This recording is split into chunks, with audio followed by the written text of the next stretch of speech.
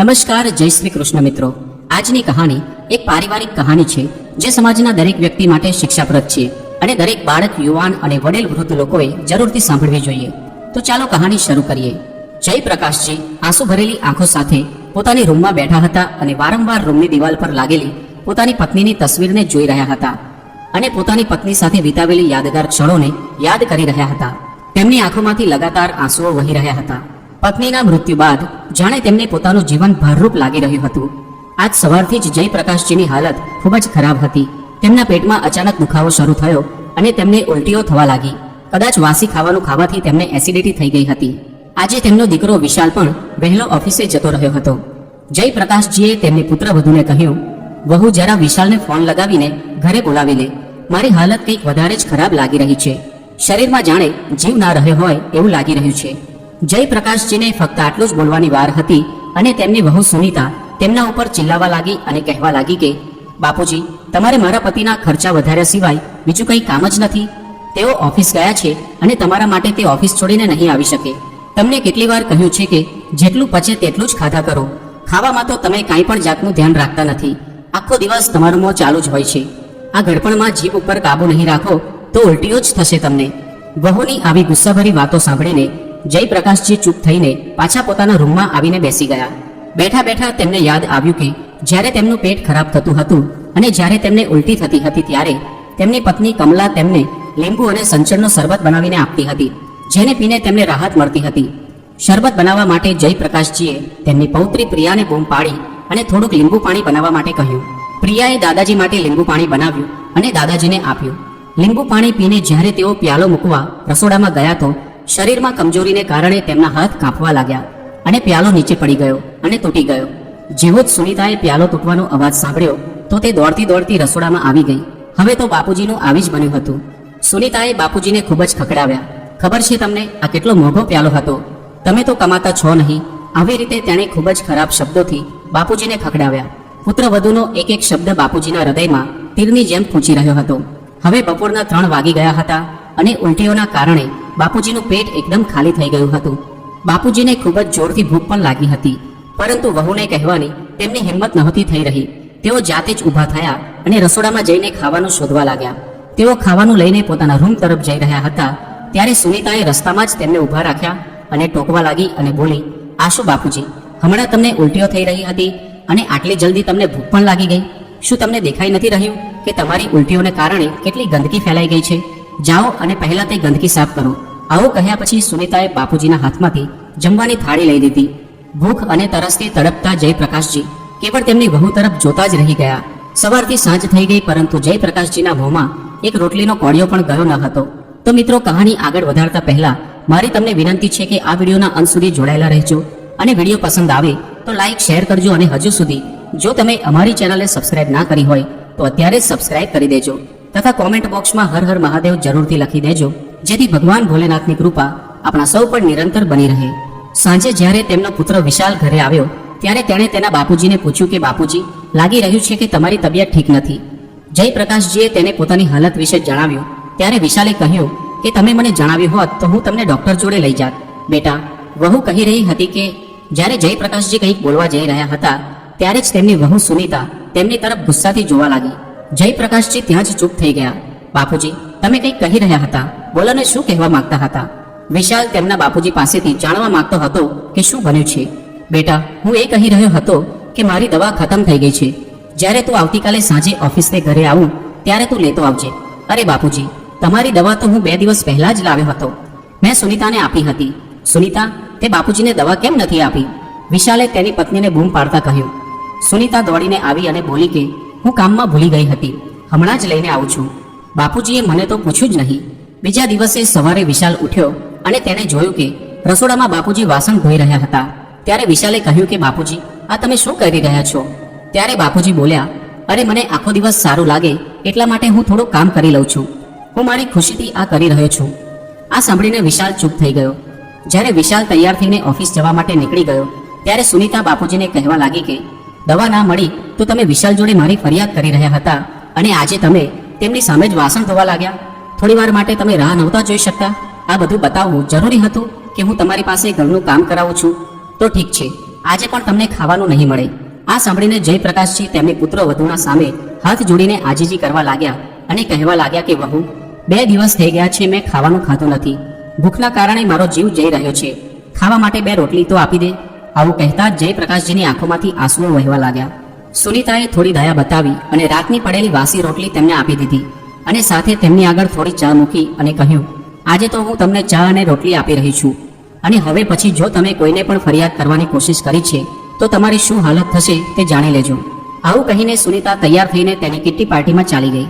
જયપ્રકાશજી તેમની પત્નીની તસવીર સામે જોવા લાગ્યા અને બોલ્યા કે જોઈ રહી છું ભાગ્યવાન, આવું ખાવાનું તો કોઈ ભિખારીને પણ આપતું નથી.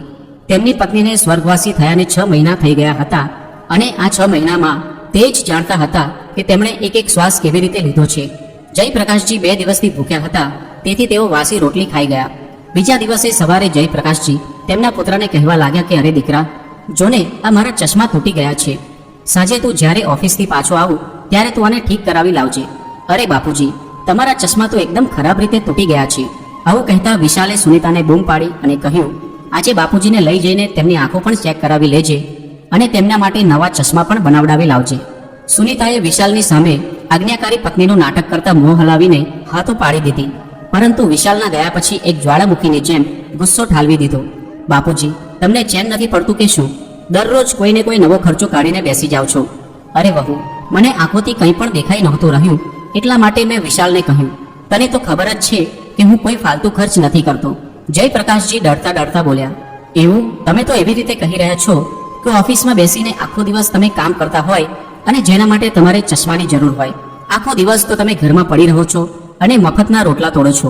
એક વાત ધ્યાનથી સાંભળી લો, જો 2 સમયના રોટલા ખાવા હોય તો ચૂપચાપ પોતાના રૂમમાં પડ્યા રહેજો. હું તો પરેશાન થઈ ગઈ છું. જો રોજ રોજ આવું ચાલતું રહ્યું તો જોઈ લેજો, એક દિવસ હું તમને વૃદ્ધાશ્રમમાં મોકલી દઈશ અને પછી મને કહેતા નહીં. જયપ્રકાશજીની પૌત્રી પ્રિયા રોજ રોજ પોતાની મમ્મીના મોઢે આવી બધી વાતો સાંભળતી હતી. તે તેની મમ્મી પાસે ગઈ અને કહેવા લાગી કે મમ્મી, તું દરરોજ દાદાજી સાથે આવી રીતે વાત કેમ કરું છું? પપ્પા સામે તો તું દાદાજીને કંઈ પણ નથી કહેતી. આ સાંભળતા જ સુનીતાએ પ્રિયાના મોં પર એક જોરદાર થપ્પડ મારી દીધો અને કહેવા લાગી, તને આ બધું કોણે શીખવાડ્યું? ખબરદાર, જો આજ પછી તું તારા દાદાજી પાસે બેઠી છે તો. વહુની વાતો સાંભળીને જયપ્રકાશજીનું હૃદય ખૂબ જ દુઃખી થઈ ગયું હતું. દરરોજની આવી દુઃખભરી જિંદગીથી જયપ્રકાશજી કંટાળી ગયા હતા અને હવે તો તેમની સહનશીલતા પણ ખૂટી રહી હતી. તે પોતાના પુત્રને આ બધું જણાવી દેવા માંગતા હતા, પરંતુ તેઓ એ વિચારીને ચૂપ થઈ જતા હતા કે તેઓ તેમના ઘરમાં ઝઘડાનું કારણ નથી બનવા માંગતા અને પુત્ર અને તેમના વહુનો પરિવાર તોડવા નથી માંગતા. જયપ્રકાશજી ખૂબ જ ઊંડા વિચારોમાં જતા રહ્યા હતા. શું કરું, કોને કહું? આ પ્રશ્નોના જવાબો તેમને નહોતા મળી રહ્યા. તેઓ જાણતા હતા કે જો મેં મારા પુત્રને આ બધી વાતો જણાવી દીધી તો મારો પુત્ર તેમની વહુને નહીં છોડે. એક દિવસ જ્યારે વિશાલ પોતાની ઓફિસે જતો રહ્યો અને પ્રિયા તેની સ્કૂલે જતી રહી અને સુનીતા પણ તૈયાર થઈને તેની કિટ્ટી પાર્ટી માટે ચાલી ગઈ, ત્યારે ખૂબ જ વિચાર કરીને જયપ્રકાશજી કોઈને પણ જણાવ્યા વગર ઘર છોડીને ચાલ્યા ગયા. તેમની આંખો આંસુઓથી ભરેલી હતી. પુત્રવધુ દ્વારા કહેલા એક એક શબ્દ તેમના કાનમાં ગૂંજી રહ્યા હતા. સુનીતા જ્યારે પાછી આવી તો તેણે જોયું કે બાપુજી ઘરે નહોતા. તેણે બધી જ રૂમમાં અને બધી જ જગ્યાએ જોઈ લીધું, પરંતુ બાપુજી ક્યાંય પણ દેખાઈ રહ્યા નહોતા. અરે, જણાવ્યા વગર બાપુજી ક્યાં ચાલ્યા ગયા? આજે એમને આવા દે ઘરે. આજે તો તેમની આવી જ બની છે. તેઓ હવે વધારે જ મનમાની કરવા લાગ્યા છે. એમને હવે સબક શીખવાડવો પડશે. પરંતુ જોત જોતામાં તો સાંજ પડી ગઈ. પ્રિયા પણ ઘરે આવી ગઈ હતી અને વિશાલને પણ ઘરે આવવાનો સમય થઈ ગયો હતો, પરંતુ જયપ્રકાશજીનો કોઈ પણ પત્તો લાગ્યો ન હતો. બીજી બાજુ સુનીતા ડરના કારણે કાંપવા લાગી હતી, કેમ કે વિશાલ તો દરરોજ ઓફિસેથી આવીને પહેલા તેમના બાપુજીને મળવા તેમના રૂમમાં જતા હતા. વિશાલના પ્રશ્નોના હું શું જવાબ આપીશ? ક્યાં જતા રહ્યા? શા માટે જતા રહ્યા? શું વાત થઈ હતી? આ બધું પૂછશે તો હું શું જણાવીશ? આ બધું વિચારતા વિચારતા સુનીતાને પરસેવો છૂટી રહ્યો હતો. આખરે બાપુજીની જવાબદારી તો વિશાલે તેને જ આપી હતી. વિશાલને સુનીતા ઉપર ખૂબ જ વિશ્વાસ હતો અને સુનીતા વિશાલની સામે બાપુજીનો ખ્યાલ રાખી રહી છે તેવો ઢોંગ કરતી હતી. પરંતુ વિશાલને સુનીતાની વાસ્તવિકતાની ખબર નહોતી. આજે તેની પોલ ખુલવાની હતી.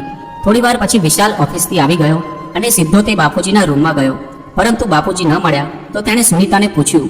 સુનીતા થરથર ધ્રુજવા લાગી અને બોલી કે આજે તો બાપુજી ખબર નહીં સવારથી જ ક્યાંક ચાલ્યા ગયા છે. તારો શું મતલબ છે? શું તું ઘરે નહોતી? ના, હું તો કિટ્ટી પાર્ટીમાં ગઈ હતી. વિશાલ ગુસ્સાથી લાલચોળ થઈ ગયો. તું અને તારી કિટ્ટી પાર્ટી. જો મારા બાપુજીને કાંઈ થઈ ગયું તો હું તને નહીં છોડું. તને તો હું પછી જોઈ લઈશ. આવું કહીને વિશાલ બાપુજીને શોધવા માટે બહાર નીકળી ગયો. પહેલા તો વિશાલે બાપુજીને આડોશ પાડોશમાં શોધ્યા. જેવું જ પાડોશીઓને ખબર પડી કે બાપુજી પોતાનું ઘર છોડીને ચાલી રહ્યા છે તો તેઓને ચૂપ રહેવું યોગ્ય ના લાગ્યું. તે લોકોએ સુનીતાની બધી જ પોલ ખોલી દીધી અને જણાવ્યું કે કેવી રીતે સુનીતા બાપુજી પાસે કામ કરાવતી હતી અને વાસણ ધોવડાવતી હતી અને તેના બદલામાં 2 ટાઈમના રોટલા પણ તેઓને નહોતી આપતી. આ સાંભળીને વિશાલ પર જાણે કોઈ પહાડ ના તૂટી ગયો હોય તેવો તેને આઘાત લાગ્યો. તેને તે ક્ષણો યાદ આવવા લાગી કે જ્યારે બાપુજી તેને કંઈક કહેવા માંગતા હતા અને કહેતા કહેતા વચ્ચે થોભી જતા હતા. કદાચ સુનીતાના ડરના કારણે જ બાપુજી કંઈ પણ નહોતા કહી શકતા. કેટલો અજાણ અને બેદરકાર હતો હું કે મેં સુનીતા પર આંખ બંધ કરીને વિશ્વાસ કર્યો અને મારા બાપુજીની ભાવનાઓને હું સમજી ના શક્યો. આવું વિચારીને વિશાલ બાપુજીને શોધવા માટે દોડવા લાગ્યો. અચાનક તેને વિચાર આવ્યો કે બાપુજી કદાચ પોતાના ગામ જવા માટે નીકળ્યા હશે અને કદાચ તે રેલવે સ્ટેશન પર મળી જશે. વિશાલ દોડતો દોડતો રેલવે સ્ટેશન પહોંચી ગયો, પરંતુ ત્યાં જઈને પણ તેને બાપુજી ક્યાંય પણ જોવા મળ્યા નહીં. તે થાકી અને હારીને પ્લેટફોર્મ પર બેસી ગયો અને સામે જોયું તો બાપુજી પણ પ્લેટફોર્મ પર જ બેઠા હતા અને લગાતાર તેમના આંખમાંથી આંસુ નીકળી રહ્યા હતા. તેમને રડતા જોઈને વિશાલને તેના હૃદય પર 100 છરીના ઘા વાગ્યા હોય એટલું દર્દ મહેસૂસ થવા લાગ્યું. જે બાપુજી હંમેશા આત્મસન્માનથી જીવતા હતા તે આજે મારા કારણે આવી પરિસ્થિતિમાં પહોંચી ગયા. વિશાલ દોડીને તેના બાપુજી પાસે પહોંચી ગયો. બાપુજીને જોઈને તેમને ભેટી પડ્યો અને જોર જોરથી રડવા લાગ્યો. પોતાના દીકરાને જોઈને જયપ્રકાશજી પોતાને સંભાળી શક્યા નહીં અને પોતાનો હૃદયનો બધો જ ભાર પોતાના પુત્ર આગળ ઠાલવી દીધો. પિતાજી, હવે હું બધું જ જાણી ચૂક્યો છું કે સુનીતાએ તમારી સાથે કેવો વ્યવહાર કર્યો છે, તમારા પર કેટલા અત્યાચાર કર્યા છે. અત્યાર સુધી તમે ચૂપ કેમ હતા તે પણ હું જાણી ગયો છું. આજ સુધી જે થયું તે ભલે થઈ ગયું, પરંતુ આજ પછી હવે આવું ક્યારેય નહીં થાય. સુનીતાએ તમને જે ઘા આપ્યા છે તે એક એક ઘાનો હિસાબ તેને આપવો પડશે. પિતાજી, હવે તમે મારી સાથે ઘરે ચાલો. વિશાલ તેના બાપુજીનો હાથ પકડીને તેમને ઘર તરફ લઈ જઈ રહ્યો હતો ત્યારે જયપ્રકાશજીએ ઘરે જવા માટે ના પાડી દીધી. ના દીકરા, હું તારા અને વહુના વચ્ચે ઝઘડાનું કારણ બનવા નથી માંગતો. હું ઈચ્છું છું કે તમે બંને સુખી રહો. મારા આશીર્વાદ હંમેશા તમારી સાથે છે, પરંતુ હું ઘરે પાછો નહીં આવું. વિશાલ જેમ તેમ કરીને બાપુજીને મનાવીને ઘરે પાછો લઈ આવ્યો. ઘરે આવીને સુનીતાને જોઈને વિશાલનું લોહી ઉકળી રહ્યું હતું. વિશાલે સુનીતાને કોઈ પણ પ્રશ્ન કર્યો નહીં અને તેને કંઈ પણ બોલવાની તક પણ આપી નહીં. ઘરે આવતા જ વિશાલે સુનીતાને 4 થપ્પડ મારી દીધા. આજે આ દ્રશ્ય તેમના પાડોશીઓ પણ જોઈ રહ્યા હતા, પરંતુ કોઈએ આવીને વિશાલને રોક્યો નહીં. વિશાલનો ગુસ્સો જોઈને સુનીતાના હોશ ઉડી ગયા. વિશાલનો ચહેરો ગુસ્સામાં લાલ થઈ ગયો હતો અને તે આજે સુનીતાને છોડવાનો ન હતો. આ બધું એકદમ સાફ નજર આવી રહ્યું હતું.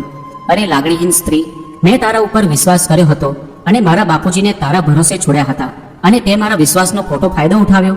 હું એ વિચારતો હતો કે મારા બાપુજી ઘરે રહીને ખૂબ જ ખુશ છે, પરંતુ નહીં, તે તો તેમનું જીવન નરક બનાવી દીધું હતું અને મારી સામે તેમની સંભાળ રાખતી હોય તેવો ઢોંગ કરતી હતી.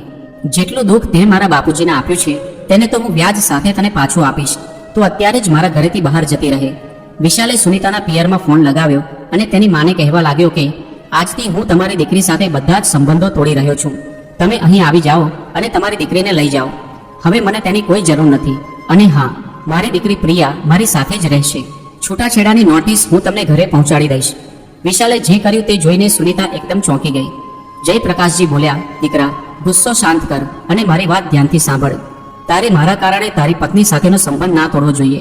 હવે તમે પતિ પત્ની નહીં પરંતુ મા બાપ પણ છો. વિચારો તમારી પુત્રી પર શું વીતશે. મારું તો શું છે, હું ક્યાંય પણ રહી લઈશ. ના બાપુજી, મારા પહેલા આ ઘર તમારું છે. આ ઘરના માલિક તમે છો અને આ ઘર તમારી પાસેથી કોઈ છીનવી નહીં શકે. અને જે પણ ઘર છોડીને જશે તે સુનીતા જ હશે.